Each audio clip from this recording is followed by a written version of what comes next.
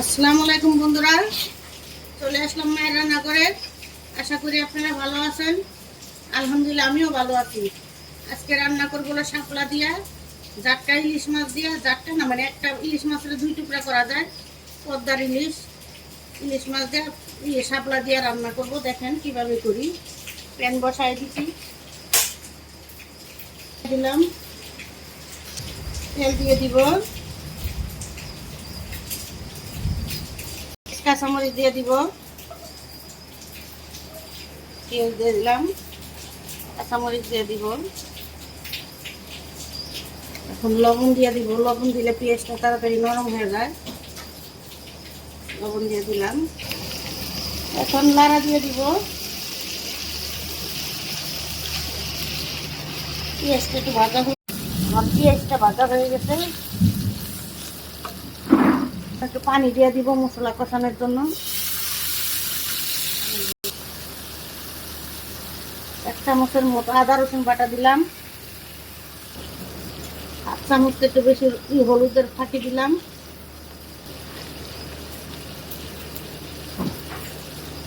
এক চামচ মরিচের ফাঁকি দিলাম। হাফ চামচ ধনিয়া ফাঁকি দিলাম। এখন কষায় নিব।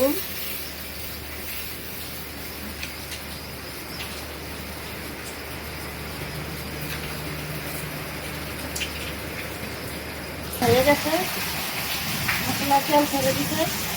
এখন কত সুন্দর করে কষায় নিচ্ছি। মশলা দিয়ে দিব। প্রচন্ড বৃষ্টি পড়তেছে। শাপলা দিয়ে দিলাম। শাপলা দিয়ে প্রথমে ডাকবো না, কিছুক্ষণ পরে দেখে দিব।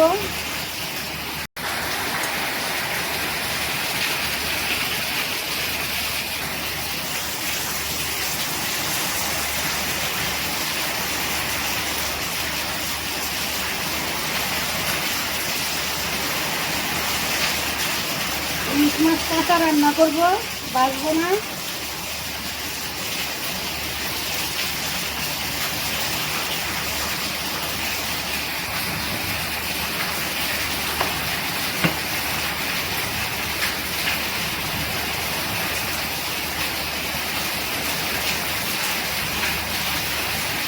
এখন একটু দেখে দিব।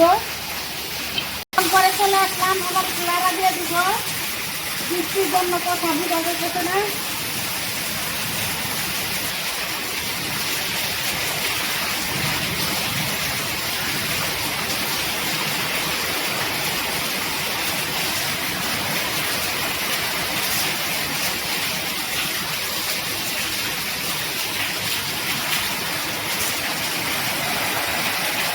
আবার একটু দেখে দিব।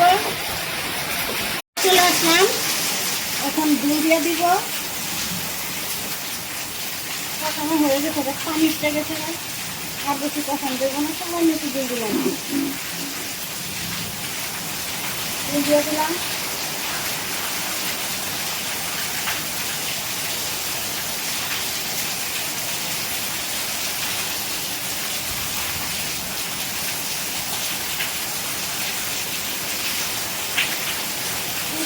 মাছ দিব, দেখে দিই। চলে আসলাম, এখন মাছ দিয়ে দিব। মাছ, ইলিশ মাছ, ছোটো মাছ আর কি, একটা দুই টুকরা করছি। মাছ দিয়ে দিলাম।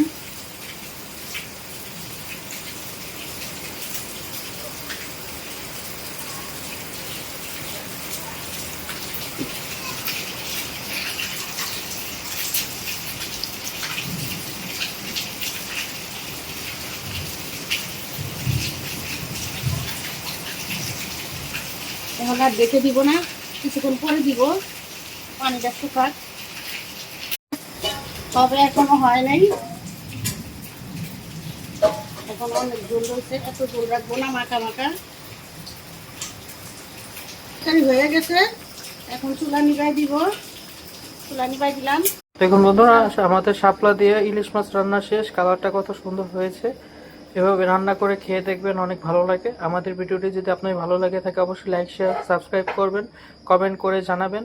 আবারও কোনো নতুন ভিডিও নিয়ে আপনাদের সামনে হাজির হব। ততক্ষণ ভালো থাকুন, সুস্থ থাকুন। আল্লাহ হাফেজ।